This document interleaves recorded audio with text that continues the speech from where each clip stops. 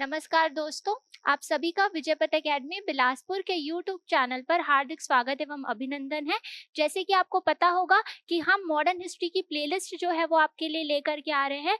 आज इस सेशन के अंतर्गत हम देखने वाले हैं एक टॉपिक जो बहुत ही इंपॉर्टेंट है from the exam perspective, that is known as subsidiary alliance. ठीक है, तो सब्सिडियरी अलायंस बहुत ही छोटा सा टॉपिक होने वाला है, 10 to 12 मिनट्स का। तो क्विकली हम देख लेते हैं कि सब्सिडियरी अलायंस से किस तरीके के क्वेश्चंस आते हैं, सब्सिडियरी अलायंस क्या था, किसने इंट्रोड्यूस किया था और उसके मेजर फीचर्स क्या थे। तो चलिए शुरू करते हैं। सबसे पहले मैं आपको कुछ अलग से फैक्ट बता देती हूँ, है ना, देन फिर हम प्रेजेंटेशन की तरफ आगे बढ़ेंगे। देखिए, सबसे पहले अगर हम देखें सब्सिडियरी अलायंस, सब्सिडियरी अलायंस, ठीक है। अब देखिए सब्सिडियरी अलायंस क्या था, What was subsidiary alliance? ठीक है, तो सब्सिडियरी अलायंस क्या था?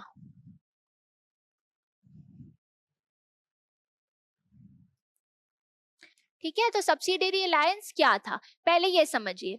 सब्सिडियरी अलायंस एक ऐसी पॉलिसी थी ब्रिटिशर्स की जिसके अंतर्गत में ये कहा गया था कि जो ब्रिटिश सेना है वो इंडियन रूलर्स के स्टेट में जाकर के परमानेंटली सेटल होगी। पहले समझ लीजिएगा, फिर हम इसमें जाएंगे कि जो ब्रिटिश सेना है वो क्या करेगी, इंडियन रूलर्स के स्टेट में जाकर के परमानेंटली सेटल्ड होगी। उसके बदले इंडियन रूलर्स उन्हें पैसे देंगे और वो उसके बदले में उन्हें मिलिट्री सर्विसेज प्रोवाइड करवाएंगे। ठीक है, तो ब्रिटिश आर्मी जो है वो क्या करेगी, परमानेंटली इंडियन स्टेट्स में क्या होगी, सेटल्ड होगी। ठीक है, सेटल्ड होगी और उसके बदले में जो इंडियन रूलर्स हैं वो जो है वो क्या करेंगे, पैसा देंगे उनको। ठीक है, Indian rulers will pay them, है ना, पे देम, और उसके बदले में ब्रिटिशर्स क्या करेंगे, जो ब्रिटिश आर्मी है वो क्या करेगी, ब्रिटिश आर्मी उन्हें प्रोटेक्ट करेगी फ्रॉम आउटसाइड थ्रेट, है ना, आउटसाइड डेंजर बोल सकते हैं इजी वर्ड्स में। तो ब्रिटिश आर्मी उन्हें क्या करेगी, प्रोटेक्ट करेगी फ्रॉम आउटसाइड डेंजर। ठीक है, वहां पर वो स्टेशन रहेगी और बाकी जितने भी उनके दुश्मन होंगे उनसे उन्हें ब्रिटिश आर्मी क्या करेगी, प्रोटेक्ट करेगी। ये ओवरऑल था सब्सिडियरी अलायंस। समझ आया? अब किसने इंट्रोड्यूस किया, हु इंट्रोड्यूस्ड इट? तो ऐसा कहा जाता है कि जो फ्रेंच मिलिट्री जनरल थे, है ना, कौन, फ्रेंच मिलिट्री जनरल, जिनका नाम आपने सुना होगा, उनका नाम क्या था, डुप्लेक्स। इन्होंने सबसे पहली बार जो है वो सब्सिडियरी अलायंस की पॉलिसी को इंट्रोड्यूस किया था। लेकिन आप टेक्स्ट बुक में देखेंगे कि सबसे ज्यादा जो नाम है वो किसका आता है, लॉर्ड वेलेस्ली का आता है। किसका आता है सबसे ज्यादा नाम, लॉर्ड वेलेस्ली का, है ना। लॉर्ड वेलेस्ली एक गवर्नर जनरल थे बेसिकली, लॉर्ड वेलेस्ली का आता है, वेलेस्ली का आता है। ठीक है, लॉर्ड वेलेस्ली का आता है। तो बेसिकली सबसे पहले अगर आप बोलेंगे इंट्रोडक्शन में, तो इंट्रोड्यूस इसको किसने किया था, डुप्लेक्स ने किया था। लेकिन बहुत ज्यादा इसका जो प्रॉपर यूज किया वो किसने किया, लॉर्ड वेलेस्ली ने किया, जो कौन से उसके थे, ब्रिटिशर थे। वो क्या थे, वो ब्रिटिशर्स थे। ये समझ में आया सब्सिडियरी अलायंस, कि ब्रिटिश आर्मी जो है वो क्या होगी, परमानेंटली इंडियन स्टेट्स में जाकर के रहेगी और उसके बदले इंडियन जो रूलर्स है वो उन्हें पैसा देंगे और ब्रिटिश आर्मी क्या करेगी, उन्हें आउटसाइड खतरे से क्या करेगी, प्रोटेक्ट करवाएगी। बेसिकली उनके लिए जो है वो लड़ाई लड़ेगी और उस सेना को इंडियन आर्मी क्या इंडियन जो रूलर्स रहेंगे वो क्या करेंगे, पैसे देंगे। यहां तक का समझ में आया, ये चीज थी कहीं ना कहीं। इसके बाद देखिए इसका क्या क्या आउटकम रहा। ठीक है, आउटकम क्या क्या रहा। तो पहला आउटकम कि जो ब्रिटिश आर्मी थी उनको स्ट्रैटेजिक लोकेशन मिल गई थी इंडियन स्टेट्स की। ठीक है, तो क्या हुआ था कि जो ब्रिटिश आर्मी थी they were settled in strategic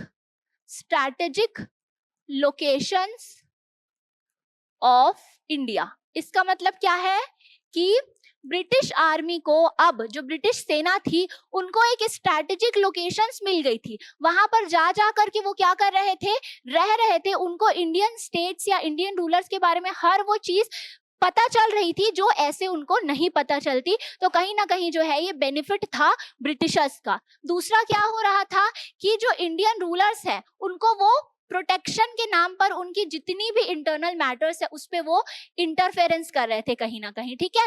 तो अब क्या था कि ब्रिटिशर्स के बिना परमिशन के वो दूसरे यूरोपियन पावर्स से कोई भी सहायता नहीं ले सकते थे, ठीक है। तो हम इसको कैसे लिखेंगे कि no help from other European power, है ना, no help from other European powers without British consent, मतलब बिना ब्रिटिशर्स के पूछे अब इंडियन रूलर्स जो हैं वो किसी भी दूसरे यूरोपियन पावर की सहायता लड़ाई लड़ने में नहीं ले सकते थे। ये सेकेंड चीज हुआ। तीसरा चीज ये हुआ कि ये तो था, प्लस कभी भी जब वॉर लड़ने के लिए इंडियन रूलर्स जाते थे ना तो उनको ब्रिटिश सेनाओं का या ब्रिटिश आर्मी का परमिशन लेना पड़ता था, ठीक है। तो परमिशन या बोल सकते हैं आप discussion with British Army before any war by Indian rulers। समझ में आया? तो जो इंडियन रूलर्स रहते थे अगर उनको कहीं पे भी लड़ाई लड़ने जाना होता था तो सबसे पहले उनको ब्रिटिश आर्मी के साथ में बैठ के डिस्कस करना पड़ता था। विदाउट कॉन्सेंट या विदाउट डिस्कशन वो जो है वो लड़ाई नहीं लड़ सकते थे। ये कहीं ना कहीं उसका आउटकम रहा। चौथा आउटकम ये रहा कि ब्रिटिश आर्मी तो सेटल्ड थी उनके यहाँ पर, बस उसके बदले में उनको क्या करना पड़ता था, बहुत सारा उनको पैसा देना पड़ता था। जो इंडियन रूलर्स थे उनको ब्रिटिश आर्मी को बहुत ज्यादा ह्यूज पेमेंट देना पड़ता था, बहुत सारा पैसा देना पड़ता था, जिसके कारण उनकी जो रिवेन्यू थी वो डायरेक्टली क्या हुई, बहुत ज्यादा इफेक्ट हो गई। इंडियन रूलर्स की जो रेवेन्यू थी वो बहुत ज्यादा क्या हो गई, इफेक्ट हो गई। तो ये कहीं ना कहीं आउटकम रहे, ठीक है। इसके बाद आप एक और पॉइंट याद रखिएगा कि ऐसा पूछा जाता है कि पहला ऐसा राज्य या पहला ऐसा प्रांत कौन था जो सब्सिडरी अलायंस के अंतर्गत आया था। तो आप याद रखिएगा अवध वाज स्टार्टिंग में सबसे पहला ऐसा प्रांत या राज्य बोल सकते हैं जो सब्सिडरी अलायंस के अंतर्गत आता था, या सबसे पहले सब्सिडरी अलायंस कहां पर अप्लाई किया गया था, तो ये होता है अवध। समझ में आया? तो दो तीन चीजें आपकी इंपॉर्टेंट है इसमें। सबसे पहले अगर हम एक बार क्विक देखेंगे तो किसके द्वारा सबसे पहले इंट्रोड्यूस किया गया, तो डुप्लेक्स के द्वारा, लेकिन सबसे ज्यादा यूज इसको किसने किया, वेलेस्ली ने किया, ठीक है। ये चीज याद रखिएगा। दूसरी चीज याद रखना है कि सबसे पहला जो स्टेट था जो इसके अंतर्गत आता है वो क्या था, अवध था। ये सब ठीक है। तो यहाँ तक हमने ओवरव्यू इसका समझा कि सब्सिडरी अलायंस की पॉलिसी थी क्या। इसके बाद हम देख लेते हैं जनरली कि कौन कौन से ऐसे स्टेट्स या प्रांत थे जो सब्सिडरी अलायंस जिन्होंने एक्सेप्ट कर लिया था। तो आप देखिएगा कि जो भी स्टेट अपनी सहमति से सब्सिडरी अलायंस की पॉलिसी एक्सेप्ट नहीं कर रहा था ना, उन्हें जबरदस्ती ये पॉलिसी को एक्सेप्ट करवाया जा रहा था बाय ब्रिटिशर्स, ठीक है।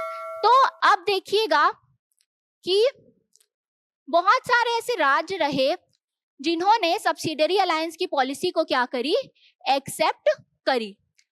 चाहे उन्होंने इच्छा से करी या बिना इच्छा के करी वो मैटर नहीं करता, बट उन्होंने बहुत सारे ऐसे राज्य रहे जिन्होंने सब्सिडरी अलायंस की पॉलिसी को एक्सेप्ट किया, ठीक है। अब हम उन स्टेट्स को देखेंगे जिन्होंने सब्सिडरी अलायंस की पॉलिसी एक्सेप्ट करी। तो सबसे पहले यहाँ आता है हैदराबाद था, उन्होंने क्या करी, सब्सिडरी अलायंस की पॉलिसी को एक्सेप्ट करी, ठीक। हैदराबाद हो गया। इधर साइड में एक स्टेट था मैसूर, क्या था, मैसूर, वो एक था। यहाँ पर जैसे कि मैंने आपको बताया ही हुआ है अवध एक ऐसा राज्य था या प्रांत था जिसने सब्सिडरी अलायंस की पॉलिसी को एक्सेप्ट किया था, ठीक है। इसके बाद में ये जो मराठा का जो एरिया था, है ना, ये वाला जो एरिया था ये पूरा मराठा का था। तो मराठाओं ने भी बहुत सारे सब्सिडियरी अलायंस की पॉलिसी को एक्सेप्ट किया था? तो ध्यान दीजिएगा, यहाँ पर थे पेशवा। क्या थे? पेशवा। इन्होंने भी सब्सिडियरी अलायंस की पॉलिसी को एक्सेप्ट किया था। ठीक है, इसके बाद में अगर हम यहाँ पर देखेंगे तो यहाँ पर थे सिंधिया। क्या थे? सिंधिया। इन्होंने भी एक्सेप्ट किया था। इसके बाद में यहाँ पर थे होलकर। क्या थे? होलकर। ठीक है, और फिर यहाँ पर थे भोसले। इन सभी ने सब्सिडियरी अलायंस की पॉलिसी को क्या किया था? स्वीकार किया था, स्वीकृत किया था। ये समझ में आया मैप के थ्रू? ये मेंस के लिए इंपॉर्टेंट है। ठीक है, जैसे आप मेंस में लिखते हैं ना, तो आप ये छोटा सा डायग्राम बना करके बहुत अच्छे तरीके से समझा सकते हैं कि कौन कौन से ऐसे एरियाज थे जिन्होंने सब्सिडियरी अलायंस की पॉलिसी को एक्सेप्ट किया था। तो ये मेंस के लिए आपका एक बहुत अच्छा सा प्रेजेंटेशन हो सकता है। आपको क्विकली बस इंडिया का मैप बनाना आना चाहिए, एकदम परफेक्शन की जरूरत नहीं है, बस समझ आना चाहिए कि हाँ भाई ये इंडिया का मैप है।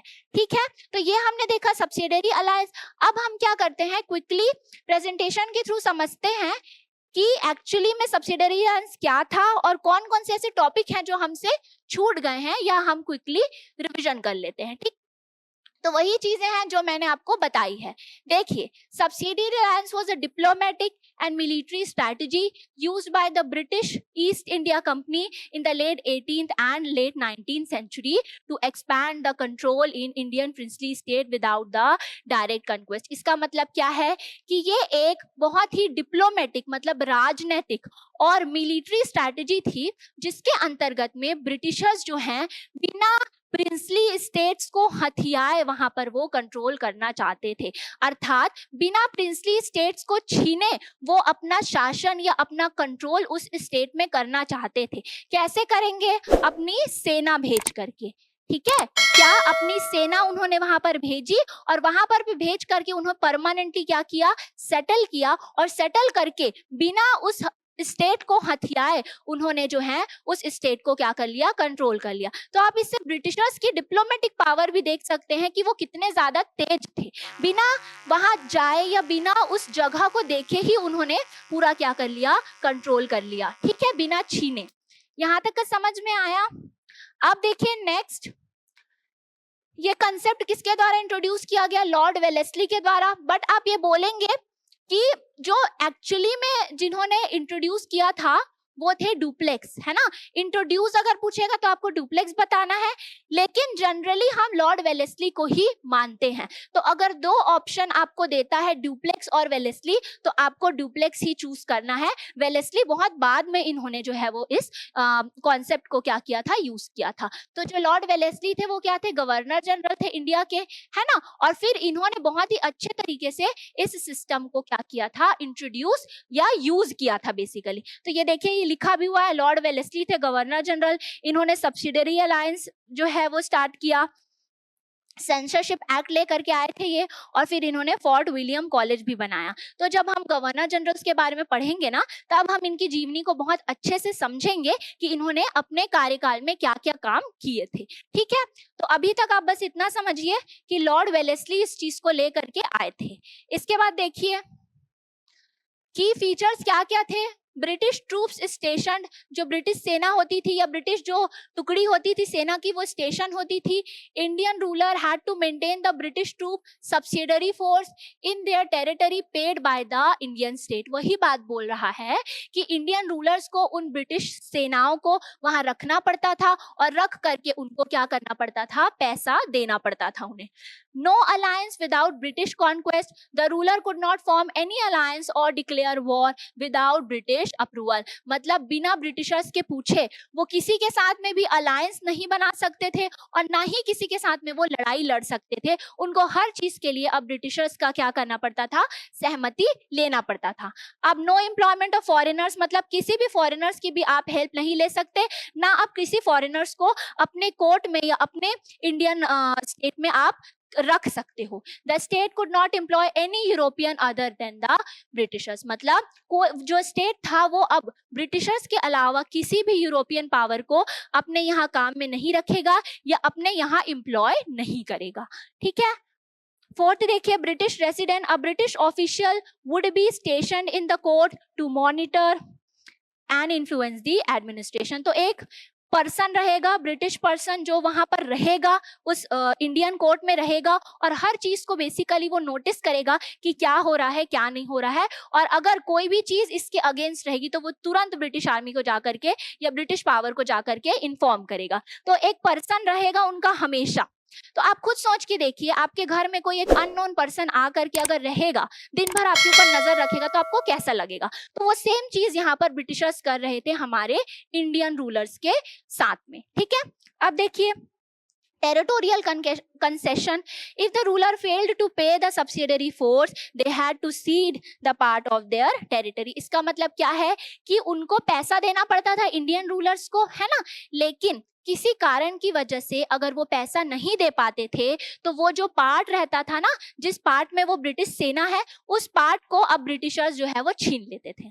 समझ में आया? तो अगर वो पैसे देने में नाकाम रहे, अगर इंडियन रूलर्स पैसे नहीं दे पा रहे हैं कोई कारण से, तो जिस पार्ट में या जिस इंडियन स्टेट में वो सेना है, उस एरिया को अब ब्रिटिशर्स जो है वो ले लेते थे अपने पास। तो मतलब ये आप समझिए कि सेना भी वो खुद भेज रहे हैं, पैसा भी उनको मिल रहा है, और अगर वो पैसा नहीं दे पा रहे हैं तो उस एरिया को भी ब्रिटिशर्स जो है वो कहीं ना कहीं छीन ले रहे हैं। तो इतना ज्यादा वो एक्सप्लॉइट कर रहे थे कहीं ना कहीं इंडियन रूलर्स को।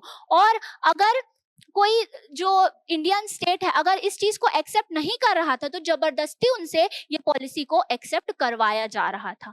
ठीक है, अब नेक्स्ट देखेंगे पर्पस। इसका कारण क्या था? तो आपको पता ही होगा इसका कारण क्या था। To control Indian state without annexation, बिना इंडियन स्टेट को हथियाए उसको कंट्रोल करना, तो बिना किसी को छीने उसे कंट्रोल करना, ये उसका जो है वो मेन उद्देश्य था।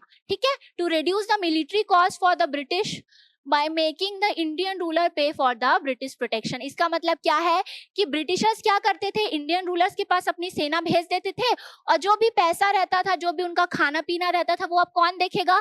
इंडियन रूलर्स देखेंगे। तो ब्रिटिशर्स को बहुत आसानी पड़ रही थी कि उनके इंडियन जो वहां पे जगह थी, इंडियन रूलर्स थे, तो वो वहां पे जाकर के रह भी रहे थे, उनको खाना भी मिल रहा था, उसके साथ ही साथ में वो नजर भी रख पा रहे थे इंडियन रूलर्स के ऊपर में। ठीक है, to prevent the alliance between the Indian states and European rivals. इसका मतलब क्या है कि हमने देखा हुआ है कि कोई भी अदर जो यूरोपियन पावर्स थी उनको अलाउ नहीं किया जा रहा था, तो कहीं ना कहीं जो फ्रेंच पावर है उसको भी इस अलायंस के या इस सिस्टम के द्वारा कंट्रोल किया जा रहा था कि अब कोई भी जो दूसरी यूरोपियन पावर है वो आ करके इंडियन स्टेट्स को कहीं ना कहीं कंट्रोल नहीं करेगी। तो ये ओवरऑल पर्पस था इस सिस्टम का, बहुत इंपॉर्टेंट पर्पस था, आपको याद रखना है ना। और कोई भी डाउट होता है इससे रिलेटेड तो आप प्लीज कमेंट करिए। मेजर स्टेट्स जिन्होंने एक्सेप्ट किया अलायंस को, तो कौन कौन से स्टेट थे? हैदराबाद था, निजाम फर्स्ट टू एक्सेप्ट, मैसूर था, ठीक है, जो कि टीपू सुल्तान के अंतर्गत में आता है, इनको फोर्स किया गया था। तो मैंने आपको बताया ना कि अगर कोई अच्छे से कोई मन से एक्सेप्ट कर ले रहा है तो ठीक है, नहीं तो उनको फोर्स किया जाता था कि भाई आप इस पॉलिसी को हमारे एक्सेप्ट करिए। इसके बाद अवध था, जिसको औध भी बोलते हैं, है ना। इसके बाद में ग्वालियर था, ठीक है। तो इतने सारे स्टेट्स थे। इसके अलावा जो मैंने आपको डायग्राम में समझाया है वो सभी स्टेट्स थे बेसिकली जिन्होंने सब्सिडियरी अलायंस की पॉलिसी को एक्सेप्ट किया था। ठीक, अब देखते हैं आगे कंसेक्वेंस इसका क्या रहा। Loss of sovereignty for Indian ruler, तो जो इंडियन रूलर थे वो अपना अधिकार पूरी तरीके से अब उन्होंने खो दिया था। ठीक है, British gain the political and military control without the full annexation, मतलब कि बिना हथियाए किसी भी राज्य को वहां पर उनका पूरी तरीके से कंट्रोल जो है वो स्थापित हो गया था। ठीक, paved the way for the British supremacy in India, तो कहीं ना कहीं ब्रिटिश सुप्रीमेसी के लिए ये जो सब्सिडरी अलायंस था उन्होंने एक रास्ता जो है वो प्रोवाइड करवा दिया। ठीक, फिर created the resentment and dissatisfaction contributing to the future uprising, तो कहीं ना कहीं गुस्सा और रिजेंटमेंट जो है वो कहीं ना कहीं इस पॉलिसी के कारण बढ़ा, और फाइनली ये जो फ्यूचर अपराइजिंग्स हुई, जो फ्यूचर विद्रोह हुआ, कहीं ना कहीं वो इसी के कारण हुआ था। ठीक है, अब देखिए नेक्स्ट सिग्निफिकेंस इसका लास्ट स्लाइड है. A clever imperial policy, cheaper and less risky than a war. He helped the British expand influence rapidly in India before direct rule. मतलब क्या बोल रहा है कि डायरेक्ट रूल से पहले ये एक ऐसा पॉलिसी था जिसमें बिना कब्जा किए, बिना हथियार आप क्या कर सकते थे, कंट्रोल कर सकते थे. ठीक है. वीकेंड इंडियन रेजिस्टेंस, तो कहीं ना कहीं इस पूरे इंडियन रूलर्स को रिलैक्स कर दिया था, उनको वीक कर दिया था.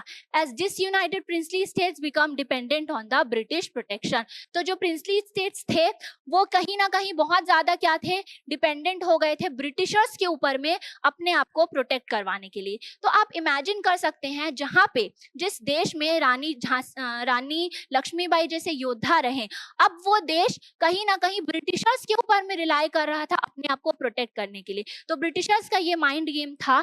इस पॉलिसी के अंतर्गत में आप यही समझ सकते हैं. ठीक है. तो यहाँ तक का समझ में आया होगा आपको. तो बहुत ही छोटा सा टॉपिक था सब्सिडरी अलायंस का, जिसमें हमने देखा कि वो टॉपिक क्या था, किसने इंट्रोड्यूस किया था, कौन कौन से ऐसे मेजर स्टेट्स थे और ओवरऑल उसका सिग्निफिकेंस क्या था. अगर आपको कोई भी चीज अगर समझ में नहीं आती है then please write down in the comment session. And आपको ये अगर वीडियो पसंद आया होगा then please like, share and subscribe to our channel. धन्यवाद.